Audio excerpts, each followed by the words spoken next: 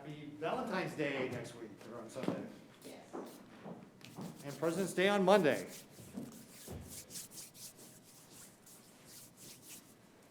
All right, good morning. Thank you for joining us for our press briefing with regard to the state's response to the pandemic. Again, I want to remind people, please continue following all the tools and all the rules we've given you to be able to slow the spread of the virus, avoid the 3 C's, those confined spaces, crowded places, close contacts. That's how the virus can spread. I want you to continue to remember to keep that 6 feet distance between you and other people in public. Wear a mask when you go to the store. Wash your hands often. And again, a big one is, if you've got that fever, that cough, or you've lost your sense of taste and smell, please stay home. Go get tested at Test Nebraska. Find out if you've got the coronavirus, but until you determine that you for sure do not have it, do not go out, because when you're symptomatic, or if you lost your taste and sense of taste and smell, for example, that's when you're likely to spread it. So please do not go out if you have those symptoms. We are doing all of this to make sure we preserve our hospital capacity. And right now what we've seen, and I'm not sure if you got it up there. No, you got the data dashboard. That's fine. You want to put up there we go. Nope, not that one. Well, that is that one. Flip it to the hospital capacity. So 33, 37, and 80% is what our hospital capacity is at. And we are at 216 hospitalizations right now, which means that we have seen our hospitalizations continue to drop from that high of 987 back in November. So we want to continue to see those hospitalizations drop, which means why we need to continue to follow the guidelines we put out here, use the tools we have to slow the spread of the virus. We're making great progress here. We want to continue that progress. So appreciate everybody's cooperation in doing that. Nebraskans have been great about following those rules. Also, another great way to be able to slow the spread of the virus is through Test Nebraska. So sign up for testnebraska.com. You can get tested, especially if you've got those symptoms and you're staying home. You want to find out for sure. It's a great way to go find out for sure if you've got the coronavirus. So please take advantage of testnebraska.com. We've administered, or we've returned back 671,000 test results so far. We're getting turned around in a very timely manner, so please take advantage of testnebraska.com. It's out there and available for you. All right, so today we're going to have one guest. It's going to be Ashley Newmeyer, who's our Chief Data Strategist for the state of Nebraska. She's going to come up here in a minute. I want to give you some vaccine updates first, though. Let's see, go ahead and flip over now, Ryan, to our vaccine page, please. Thank you. So we've, if you look down on that bottom line here, we've delivered over 272,000 vaccines have been administered. So this is both first dose and second dose have been administered. About 165,000 total Nebraskans. You can see from and Ashley is going to talk a little bit more about how this whole gets put together, but you can see right here, we're at 95% of our first doses have been administered. So we're working very hard to be able to get those out. So I want to thank all the local health directors for all their help in making sure we get those doses out. You can see on the other side, you've got the federal program that is not as far along with regard to the long-term care and the pharmacy program, which started yesterday. One of the things that we're doing, we're all in phase 1B now here across the entire state. That means we are focusing on people who are 65 years and older.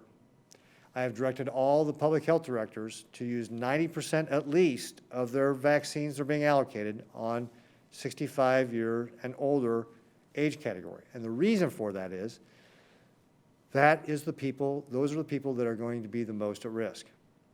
So for example, if you look at the data from Nebraska, almost 2/3 of the fatalities we have had here in Nebraska, the people who have died from coronavirus, have been 75 years or older. Okay, 64% of those folks are 75 years and older. 83% of the folks are 65 years and older. And if you take that down to 55 years and older, it's 94%. So we are, again, focused on those folks who are most at risk, which is what I've directed those health directors to do, is focus on those folks who are most at risk. That means those people who are going to be older. So that's how we've structured the program right now, and that's where we are in phase 1B, to focus on those people who are at greatest risk. Now, another announcement that we put out last night is that we have had a report of a death where on the death certificate was listed several causes, including the coronavirus vaccine. So what we can tell you is that the person was in their 40s in a long-term care facility with multiple comorbidities, and that the CDC, as standard, will investigate this and determine the cause of death and how the vaccine may or may not have played into that. Typically, when you have a death due to a vaccine, it happens right away because of a severe allergic reaction called anaphylaxis. This is one of the reasons why when you get the vaccine, we ask you to wait for 15 minutes to make sure you're not having that severe allergic reaction. In this case, the person passed away 1 to 2 weeks after they had received the first dose of the vaccine. So it was not an anaphylactic reaction. And again, we've given out 165,000 doses. We have not had something like this occur where yet here in the state of Nebraska, so it will be investigated. We will need to continue to protect the privacy of the person, so we'll share what we can, but we're not going to be able to share any more. And again, this case is under investigation, so I've shared with you about all I can share with you with regard to this particular case, other than what I've given you right now. So, with that, I think I'd like to go ahead and bring up Ashley Newmeyer, who will talk about our data dashboard and what we're doing with regard to the program here with vaccines. Ashley?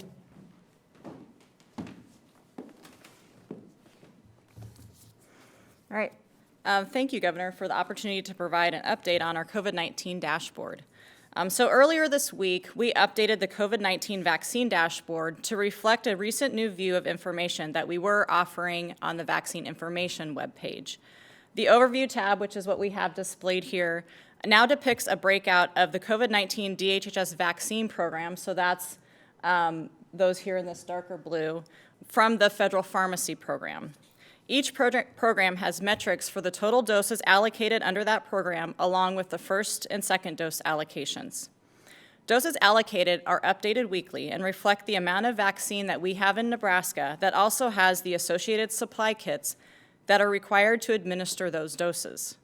Below doses allocated is doses administered, which reflects the number of doses given or shots in arms in Nebraska under each of these programs. Doses administered counts are updated daily around 9 a.m.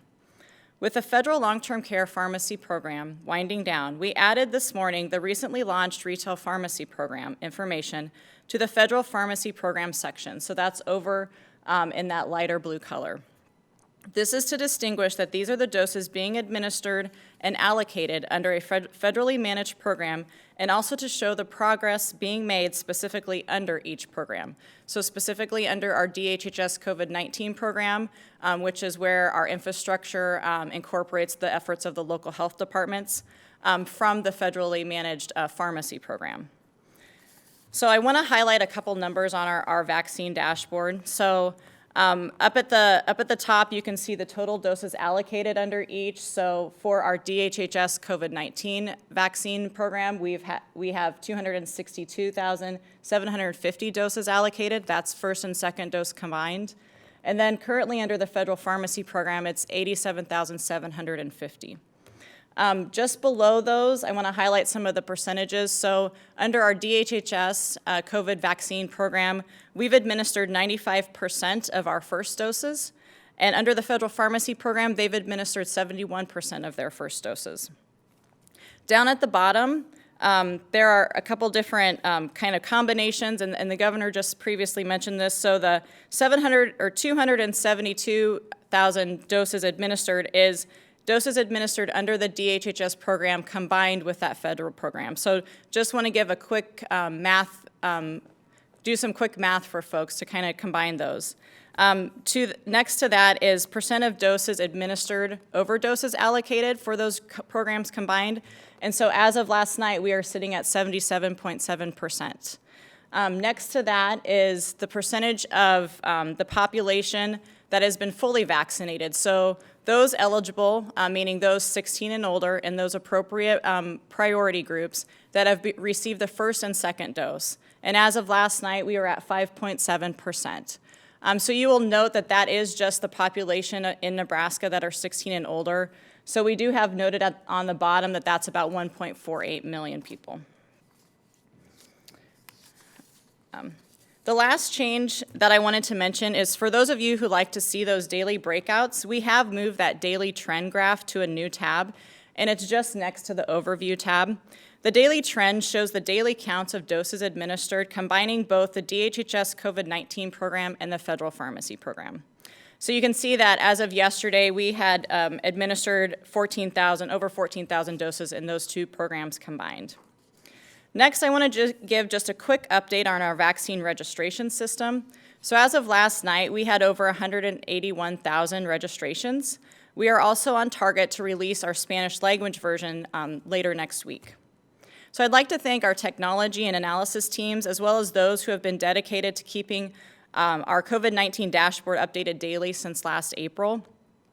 These changes are reflective of our continuous quality improvement efforts to provide Nebraskans with current information about our COVID-19 response efforts.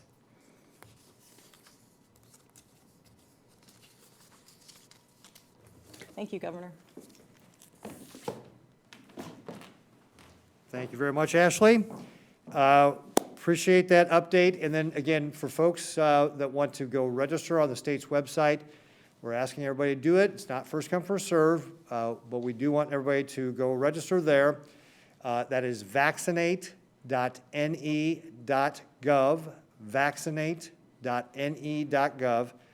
And if you don't have access to a computer, maybe you can find a trusted friend or family member to be able to help you out with that.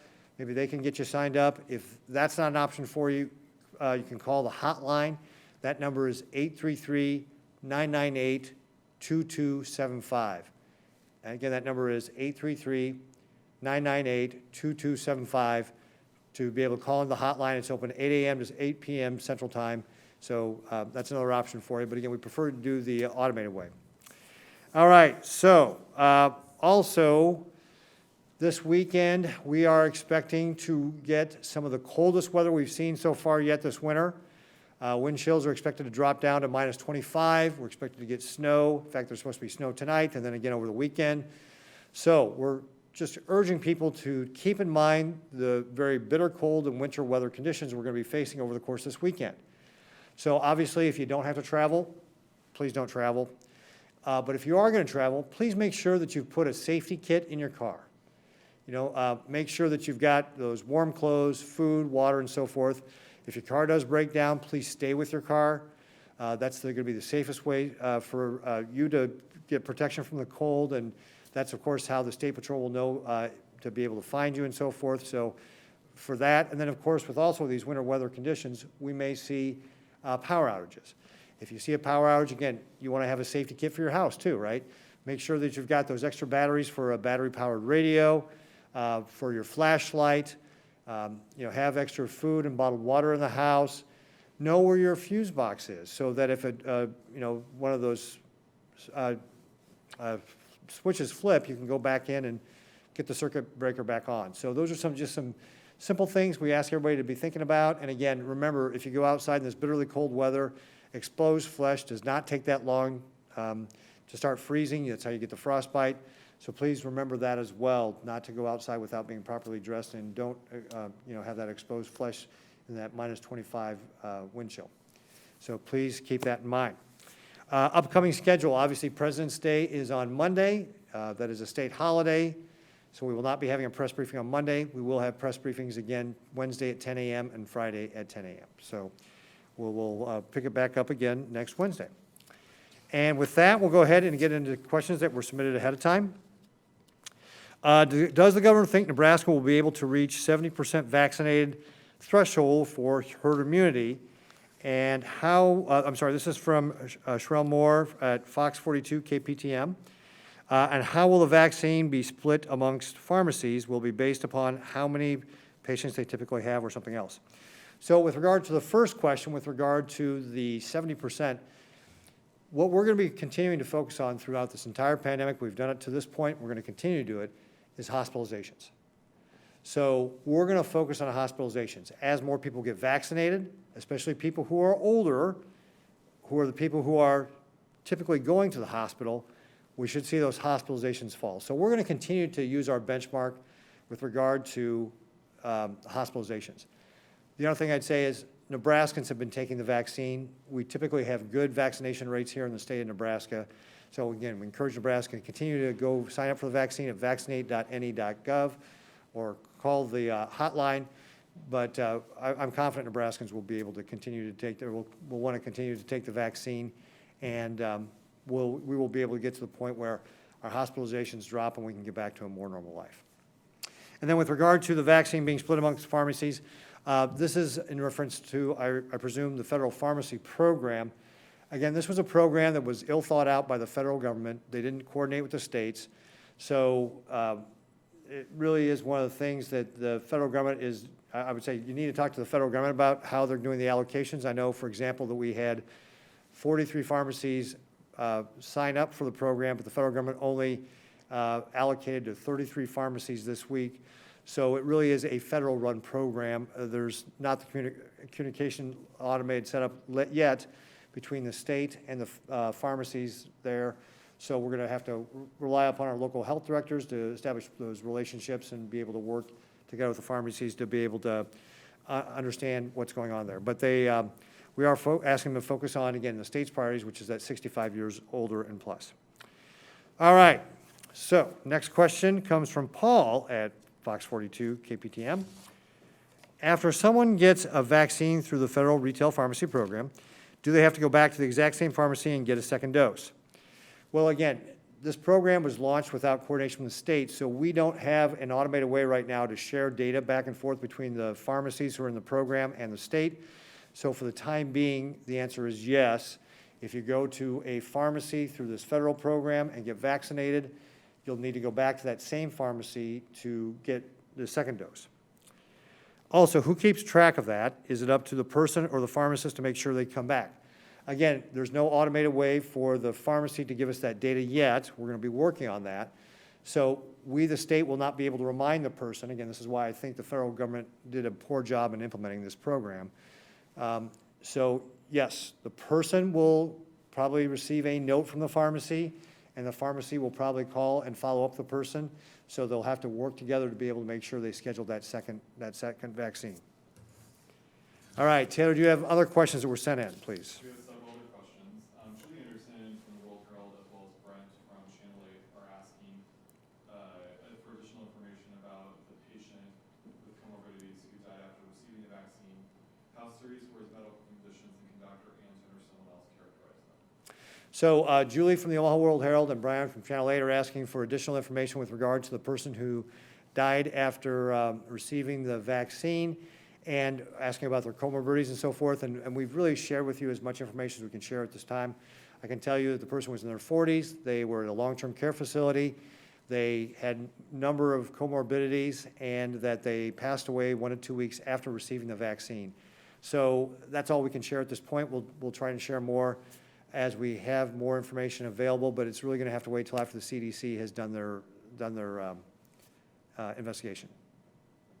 And then Julie Anderson also wants to know if you would address concerns that some from Nebraska's vaccination rollout is moving too slowly, and that Douglas County is not getting its 28 or 29% of the vaccine coming into the state. So Julie from the Omaha World Herald wants us to comment on that the vaccine rollout is going slowly, and that Douglas County is not getting their allocated part of the vaccine. First of all, I just point to our chart, and 95% of first doses being allocated. I think that I talked about last week. I didn't look since then, but earlier this week on Wednesday, I talked about how, as far as second dose administration, we were ranked 13th in the nation. We obviously want to be ranked higher than that, and the team is working on ways to be able to increase the speed that we're going out. So we're certainly looking for ways to perform better and move that ranking up even higher. But right now, Nebraska is doing a very good job, and our local health directors are doing a very good job of getting those vaccines out. And with regard to the Douglas County not getting their allocation, they're getting their allocation. We don't have any data to suggest that they're not getting their allocation. I talk to Dr. Poor at least once a week, if not more often than that, and she's never mentioned any concern with me with regard to that. So it could just be a delay in the data getting reported or something, but if you share, again, Julie, like I said on Wednesday, if you share the data with us about why you believe that, we're happy to dig into it, but I don't believe that there's any reason to think that Douglas County is not getting their allocation. Paul Hamill has a question about Walmart's website. It says it indicates that only eligible folks for shots under the new retail pharmacy program are 65 and older and healthcare workers. He states that that would not square with state guidelines, which includes a whole bunch of other groups in phase 1B. Can you comment on this, and have your office or administration reached out to change this?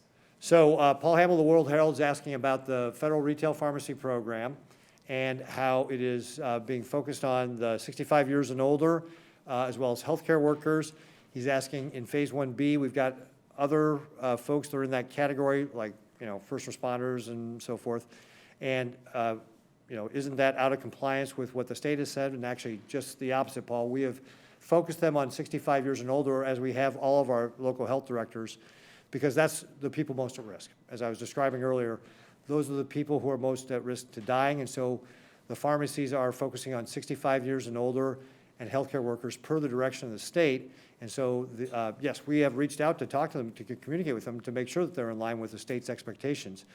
And as I've also mentioned in these press briefings, we've told all the local health directors, 90% of what they're doing needs to be focused on that 65 years and older. They can go higher than that if they want. We have given them that 10% leeway to be able to do some of the other groups in phase 1B as they think is necessary, but we've really asked them to focus on 65 years and older, which is what we've asked the pharmacies to do as well. Mark Balmer with KSNB asks, would you comment on LD 637, which is a bill that would free local health departments from having to seek state approval for direct health measures and regulations to protect public health? So Mark from Mark Balmer from where? KSNB is asking about LB 637, which is a bill that would free local health directors from the state's control with regard to issuing local health directors, and where we stand on that, and we're opposed to that. We think the current system is the one we ought to be using.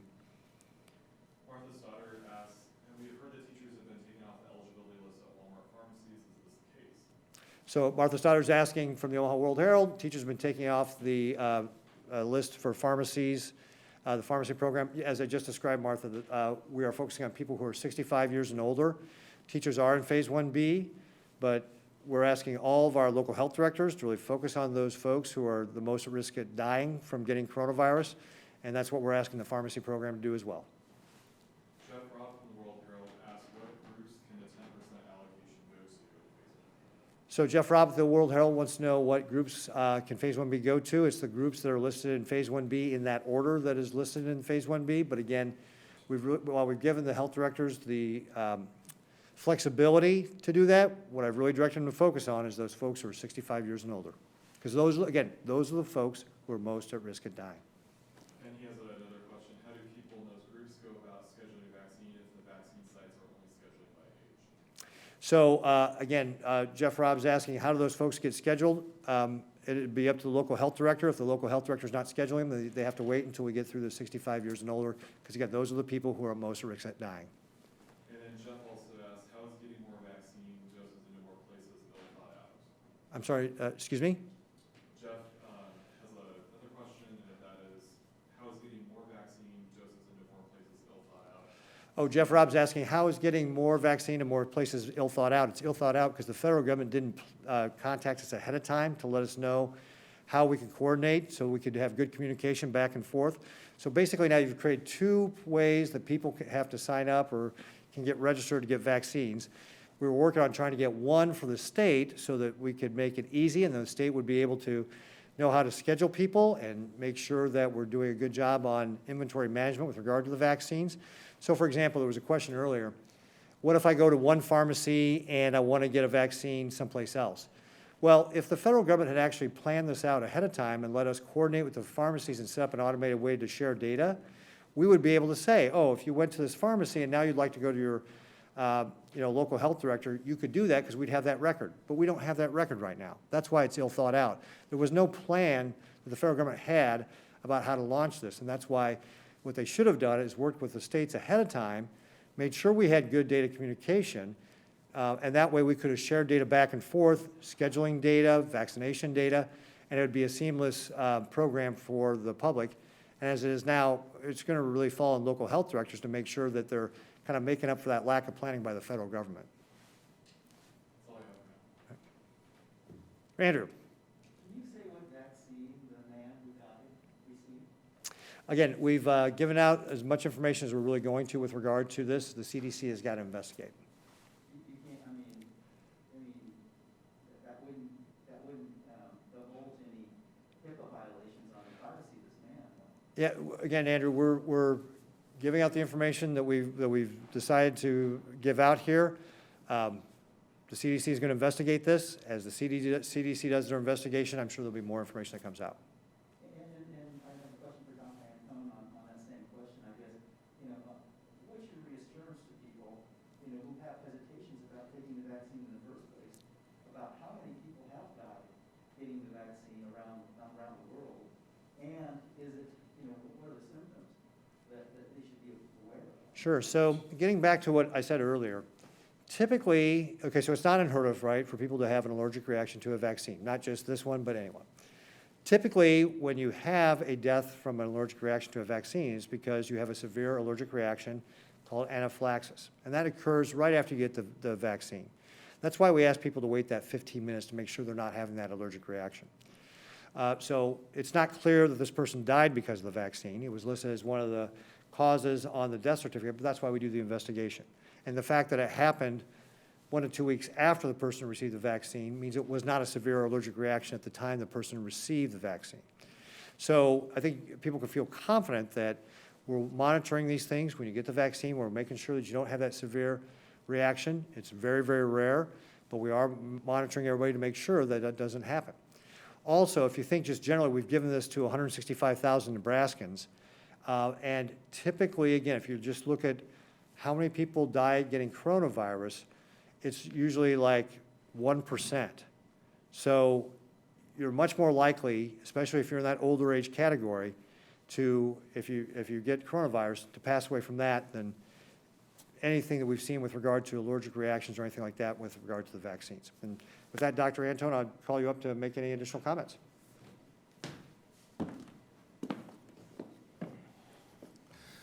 So we just looked this up this week about the safety of the vaccines, specifically the Pfizer and the Moderna vaccine, and the anaphylactic reactions for the Pfizer and Moderna are stated at about 5 per 1 million doses given for the Pfizer vaccine and about 3 per 1 million doses given for the Moderna vaccine, which is on par with what we see with the seasonal flu vaccine and the other vaccines such as the MMR and vaccines of that nature. So extremely safe. Measles, mumps, and rubella vaccines. So they're on par with the anaphylactic reactions that you see for that. There have been a couple reports of some deaths, I think one death maybe, from a syndrome called immune thrombocytopenic purpura, which is an autoimmune thing that could have been due to the vaccine or maybe not. They're investigating that right now.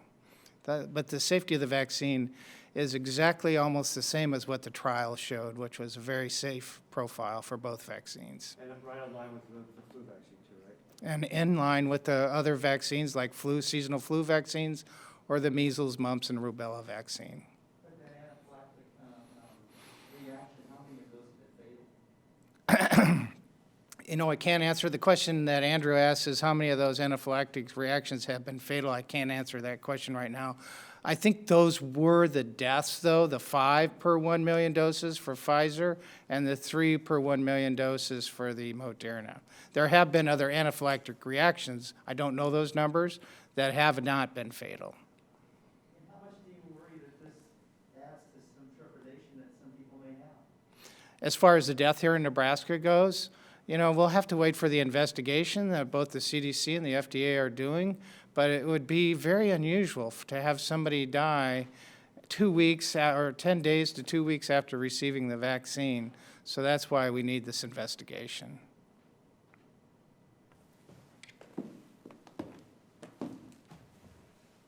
Thank you, Dr. Anto. Yeah, Andrew?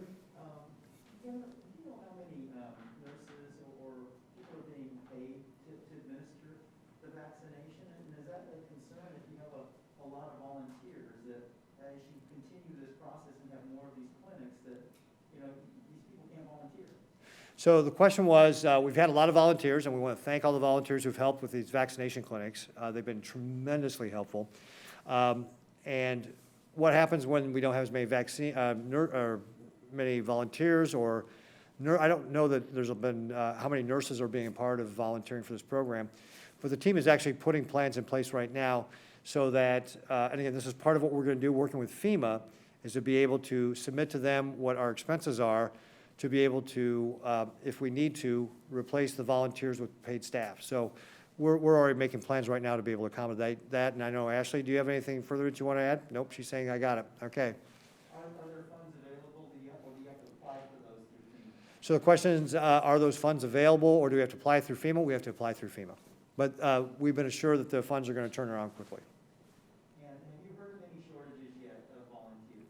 And have I heard of any shortage of volunteers yet? And I have not heard of any shortage of volunteers yet. We've had great participation by Nebraskans. I mean, look, we're one of the highest volunteer states in the country, and Nebraskans are living up to that reputation again with this pandemic, and specifically with regard to our vaccination clinics. And I had another question about, the doses that we get.